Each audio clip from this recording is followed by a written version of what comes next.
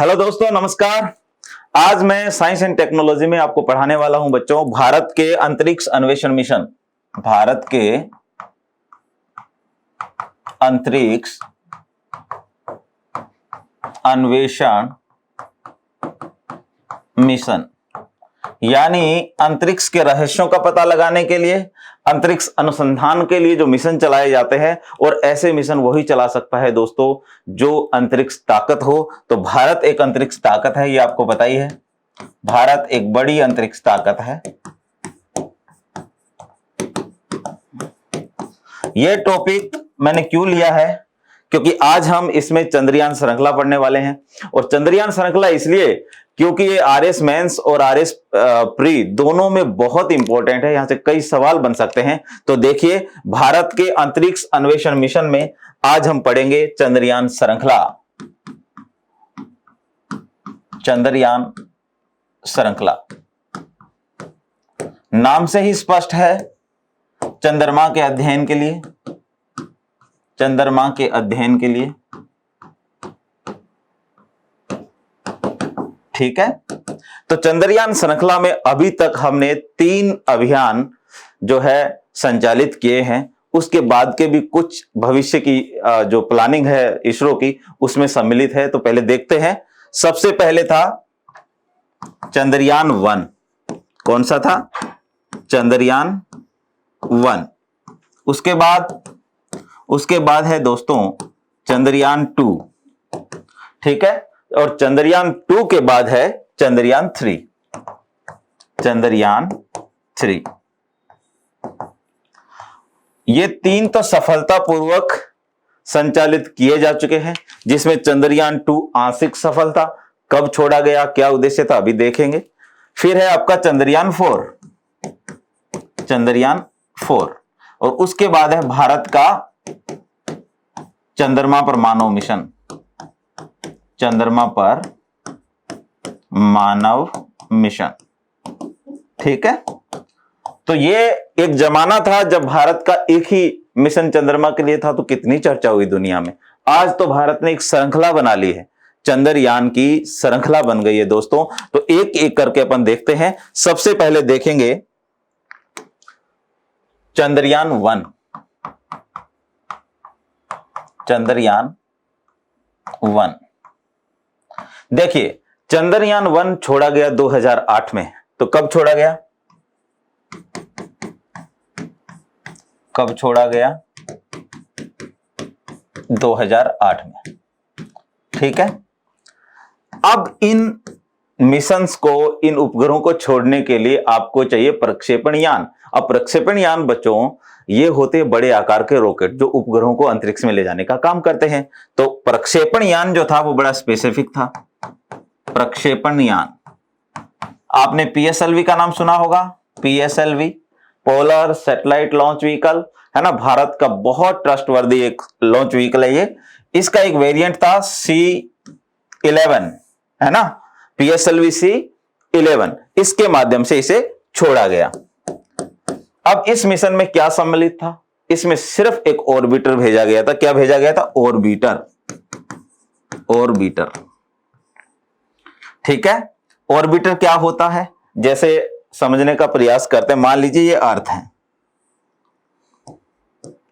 इसके चारों ओर एक निश्चित पथ पर चंद्रमा जो है घूम रहा है, और चंद्रमा की परिक्रमा के लिए आपने भेजा है एक ऑर्बिटर। ठीक है, ये मान लीजिए चंद्रयान है, चंद्रयान 1। तो यहां पर चंद्रमा की सतह पर हमारा कोई कंपोनेंट नहीं उतरा है, सिर्फ एक ऑर्बिटर है जो चंद्रमा के चारों ओर घूम रहा है, एक निश्चित पथ पर, एक निश्चित कक्षा में, जिसे लूनर कक्षा कहते हैं। ठीक है ना, यहीं से ये चंद्रमा की स्टडी कर रहा है। अब देखते हैं इसके उद्देश्य क्या रखे गए। उद्देश्य, चंद्रयान 1 का मुख्य उद्देश्य था चंद्रमा की सतह का अध्ययन करके उसका एटलस तैयार करना। ठीक है ना, उसका मैपिंग करना। चंद्रमा की सतह का अध्ययन। उसके बाद उसका एटलस या मानचित्रण करना। तो आप सोचेंगे कि जो 2008 में छोड़ा गया उसकी तो उपलब्धियां पता चल गई होगी। यस, बहुत बड़ी उपलब्धि थी इसकी, है ना। जो उपलब्धि थी वो थी, इसने चंद्रमा की सतह पर हाइड्रोक्सिल आयन को खोजा। किसको खोजा? हाइड्रोक्सिल आयन को। चंद्रमा पर हाइड्रोक्सिल आयन की खोज की। हाइड्रोक्सिल आयन की खोज, और हाइड्रोक्सिल आयन की खोज का मतलब है पानी। चंद्रमा पे हमें क्या मिल गया? पानी। और उसके बाद दोस्तों नासा ने इस खोज को दुनिया की 100 सबसे महत्वपूर्ण खोजों में सम्मिलित किया है। चंद्रमा पर पानी की खोज को, जो खोज भारत के चंद्रयान मिशन ने करी, ठीक है ना, चंद्रयान 1 ने की। ठीक, तो ये इसकी उपलब्धि है। अब बात करेंगे चंद्रयान 2 की। दूसरा क्या है? चंद्रयान 2। देखिए, यह चंद्रयान श्रृंखला का दूसरा मिशन है, ठीक है। चंद्रयान श्रृंखला का दूसरा मिशन कब छोड़ा गया? 2019 में। प्रक्षेपण यान कौन सा था? इस बार जीएसएलवी था। इस बार पीएसएलवी का इस्तेमाल नहीं हुआ। जो ज्यादा वजन उठाने वाला रॉकेट है भारत का, उसका इस्तेमाल हुआ, जिसका नाम है जीएसएलवी। जीएसएलवी, जियो सिंक्रोनस या जियो स्टेशनरी सैटेलाइट लॉन्च व्हीकल, ठीक है ना। इसका भी एक वेरिएंट है मार्क 3, तो इसका इस्तेमाल हुआ 2019 में, ठीक है। इस मिशन में ऑर्बिटर के साथ और क्या क्या भेजा गया देखिए। Orbiter plus lander plus rover. अब आप कहेंगे कि ये क्या चीज है? ऑर्बिटर तो वैसा ही है जैसे चंद्रयान 1 का भेजा गया था, चंद्रमा के चारों ओर चक्कर लगाना है, ठीक है। लैंडर है एक ऐसा कंपोनेंट जो आपके ऑर्बिटल से अलग होकर चंद्रमा की सतह पर उतरेगा, लैंड करेगा। तो जो लैंड करेगा उसे क्या कहा गया? लैंडर। और उस लैंडर के अंदर एक 6 पहियों वाली एक मशीन है जिसका नाम है रोवर, ठीक है, जो घूमेगा कहां पर? चंद्रमा की सतह पर। तो इनके स्पेसिफिक नाम भी थे। जैसे लैंडर को इसरो ने कहा विक्रम, विक्रम साराभाई के नाम पर इसका नाम रखा गया विक्रम। क्यों? क्योंकि विक्रम साराभाई भारतीय अंतरिक्ष कार्यक्रम के जन्मदाता है, इसलिए उनके सम्मान में इसका नाम रखा विक्रम। और उस रोवर का नाम है प्रज्ञान, ठीक है। अब हुआ क्या कि चंद्रमा की सतह पर उतरने से कुछ मिनट पहले हमारा इस व्यवस्था से संपर्क टूट गया। ऑर्बिटर तो सही है, वो तो स्थापित हो गया कक्षा में, लेकिन इनको उतरना था चंद्रमा की सतह पर, जो ठीक से उतर नहीं पाए, सॉफ्ट लैंडिंग हुई नहीं। तो इस अभियान को कहते हैं आंशिक सफल। उससे पहले मैं आपको बताता हूं कि उसके उद्देश्य क्या रखे गए थे। उद्देश्य, पहला उद्देश्य था चंद्रयान 2 का चंद्रमा की सतह पर सॉफ्ट लैंडिंग। चंद्रमा की सतह पर सॉफ्ट लैंडिंग। दूसरा क्या? अंतरिक्ष तकनीक का प्रदर्शन। यह भी बड़ी बात है ना, हर कोई थोड़ी चंद्रमा पे चला जाता है। आप बहुत बड़ी अंतरिक्ष ताकत होना पड़ता है, बहुत जटिल तकनीक है ये, ठीक है ना। तो दूसरा है अंतरिक्ष तकनीक का प्रदर्शन। अंतरिक्ष तकनीक का प्रदर्शन, ठीक है। इसके अलावा यदि कोई प्रयोग करना हो तो कुछ अंतरिक्ष से संबंधित प्रयोग,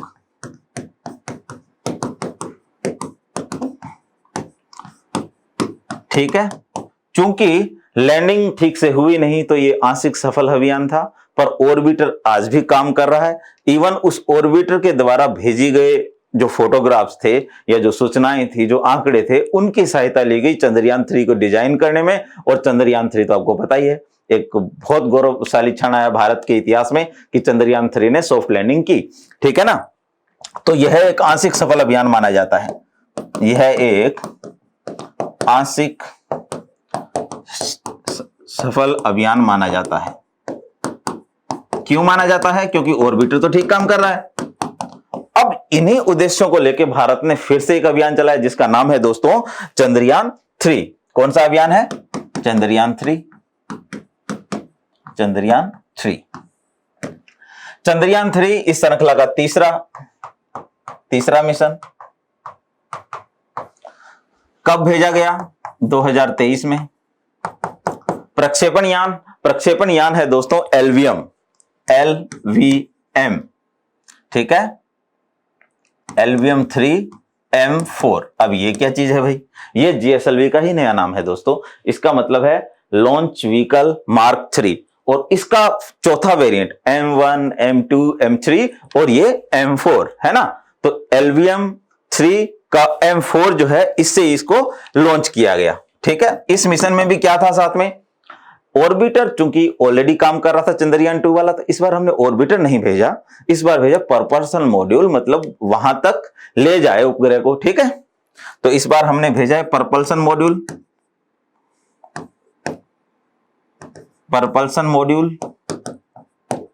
प्लस आपका लैंडर और रोवर। इस बार भी लैंडर का नाम विक्रम है और रोवर का नाम प्रज्ञान है। ठीक है, वही रखा गया, उद्देश्य भी वही रखे गए, सिर्फ एक उद्देश्य को छोड़कर, वो ये था कि आवश्यकता अनुसार कोई और एक्सपेरिमेंट कर लें जो पहले से निश्चित नहीं है। यदि मौका मिलता है, अवसर मिलता है, तो कुछ एक्सपेरिमेंट और किए जा सकते हैं, जो इसरो ने किए भी है ना। बहुत ज्यादा सफल अभियान ये माना जाता है। तो इसके उद्देश्य वही है जो चंद्रयान 2 के थे। ठीक है ना, उद्देश्य चंद्रयान 2 वाले। ठीक है, दूसरा, परिस्थितियों के अनुसार अवसर मिलने पर अंतरिक्ष प्रयोग। ठीक है, तो कोई अन्य जानकारी भी जुटा सकते हैं, तो वो भी इसके किया गया। ये सफलतापूर्वक अर्जित किया गया दोस्तों। अब जहां पर चंद्रयान 3 ने लैंडिंग की चंद्रमा की सतह पर, उसका नाम भारत के प्रधानमंत्री ने शिव शक्ति स्थल रखा है, जो आपको याद रखना है। ठीक है ना, जहां पर चंद्रयान 3 ने लैंडिंग की, उस स्थल का नाम क्या नाम है भाई? शिव शक्ति स्थल। ठीक है ना, शिव शक्ति स्थल। ठीक है, जो आपको याद रखना है। ठीक है, ये तो तीनों अभियान भारत ने संपन्न कर लिए हैं। अब बात करते हैं भविष्य के मिशन की, वो है आपका चंद्रयान 4, जो कि RS प्री और मेंस दोनों में पूछा जा सकता है बच्चों। तो देखिए, दूसरा है, अगला है आपका चंद्रयान 4।